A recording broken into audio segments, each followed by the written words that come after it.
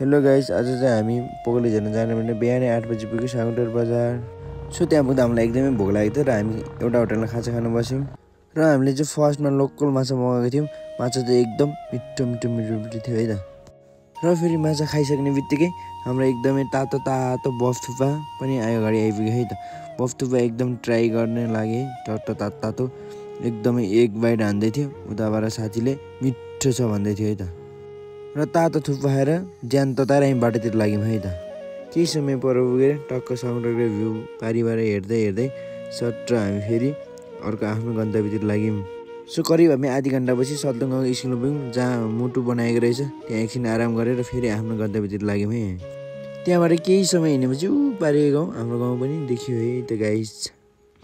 यो हो एसम गाउँमा रहेको स्वास्थ्य चौकी, जो यहाँ चाहिँ 24 घन्टा सेवा हुने रहेछ। अहिले पारी देखेको गाउँ चाहिँ रातमारा गाउँ, जहाँ हामी भरे बेलुकाको बास त्यहीँ हुनेवाला छ। केही समय हुनेपछि एकदम रोडमै हाम्रो पसल भेट्यो र पसलमा हामी फ्रुटी खाँदै हामी फेरि अगाडि गन्तव्यतिर अगाडि बढ्दैछौँ है। हामी पुग्नुपर्ने झन् चाहिँ पर रहेको थियो त, हल्का देखिरहेको थियो। त्यसपछि हिँड्दै थियो, एकदमै केटाहरू चाहिँ पछाडि थाकेर घुँडा अट्ठाउँदै हिँडिरहेको थियो। झन् नजिक आएको जस्तो देख्यो, झन् झर्ना देख्यो, त्यहाँदेखि एकदमै जोस आयो। हामी चाहिँ झन् अघि बढ्यौँ नि त। त्यहाँबाट केही समयको रफ्तारपछि हामी सट्ट पोगली झर्न प्रवेशद्वारमा पुग्यौँ र हेर्न सक्नुहुन्छ सट्ट हामी मेरो हालत एकदम ज्याकेट काँधमा हालेर हिँडेको छु म। साथी उताबाट पछि आउँदैछ, एकदम साथीले गाह्रो भएको थियो अरे। त्यहाँबाट भित्र गएपछि त त्यहाँको भ्यूले त पुरै आनन्द आयो, दुःख बिटो सब हट्यो।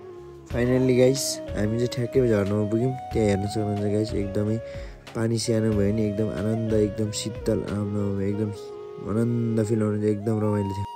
हल्का त्यहाँ एकदमै आनन्द, दुःख पीडा भिराउन यताउता मजाले होइन सर ओहोरदोहोर गर्दै हिँड्यौँ।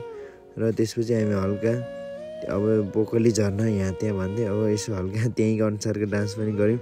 एकदम डान्स पनि बवाल हान्थ्यौँ क्या, एकदम दुःख पीडा त भुलाउनु पऱ्यो।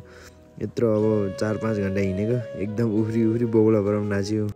केही समय रमझम गरेपछि त्यहाँबाट हामी सट्ट फर्किनु पर्ने हुन्छ र हामी चाहिँ बाटोतिर लाग्यौँ है त गाइस। सो गाइस हामी चाहिँ बस्ने भन्ने ठाउँमा आइपुग्यो। राति एकदमै 7 बजिसकेको थियो। अब मोबाइलमा चार्ज सकेको कारणले हामीले भिडियोहरू बनाउनु पर्ने गाइस। यही भ्लग हुन्छ, बाई बाई।